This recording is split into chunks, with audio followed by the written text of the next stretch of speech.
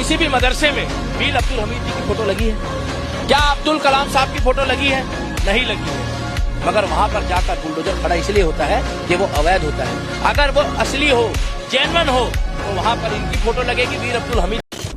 भाई साहब तुम कितने ज्ञानी हो, आपके पास कितना ज्ञान है। आप आज तक कहाँ थे? आपने तो मुसलमानों की आंखें खोल दी। भाई तुम्हें अगर खुद के रिलीजन की भी नॉलेज ना हो ना, तो तुम क्यों दूसरों के रिलीजन के ऊपर ज्ञान दे रहे हो? सबसे पहले मैं डॉक्टर APJ अब्दुल कलाम के बारे में बोलूं, उनकी इज्जत है और हमेशा रहेगी। वीर अब्दुल हमीद के बारे में बोलूं, उनकी इज्जत है और हमेशा रहेगी। और रही मदरसों में और मस्जिदों में फोटो लगाने की बात, भाई हमारे इस्लाम में ना अपने घर में किसी की फोटो या स्टेच्यू लगाने की इजाजत भी नहीं है। तो तुमने मस्जिद और मदरसों की बात कर ली, जहाँ पर मुसलमान इबादत के लिए जाते हैं। और दूसरी बात, क्या कभी तुमने मस्जिद में नमाज की पहली सफ में अमीरों को देखा है और नमाज की लास्ट सफ में गरीबों को देखा है? बिल्कुल भी नहीं देखा होगा। नमाज की पहली सफ में आपको अमीर भी मिलेंगे और गरीब भी मिलेंगे। इस्लाम में ना सब चीजें बैलेंस करके हैं। और अब मैं आता हूँ तुम जैसे लोगों के ऊपर। मैंने क्यों बोला कि तुम जैसे लोगों को अपने रिलीजन की भी नॉलेज नहीं है। तुम मोदी जी को भी भगवान बना लेते हो, तुम ट्रम्प को भी भगवान बना लेते हो, तुम पुतिन को भी भगवान बना लेते हो, जो कि ये चीज हिंदू धर्म में भी नहीं है कि किसी आम इंसान को भी तुम भगवान मान लो। इसलिए मैं बोल रहा हूँ कि अगर तुम्हें खुद के रिलीजन की भी नॉलेज नहीं है,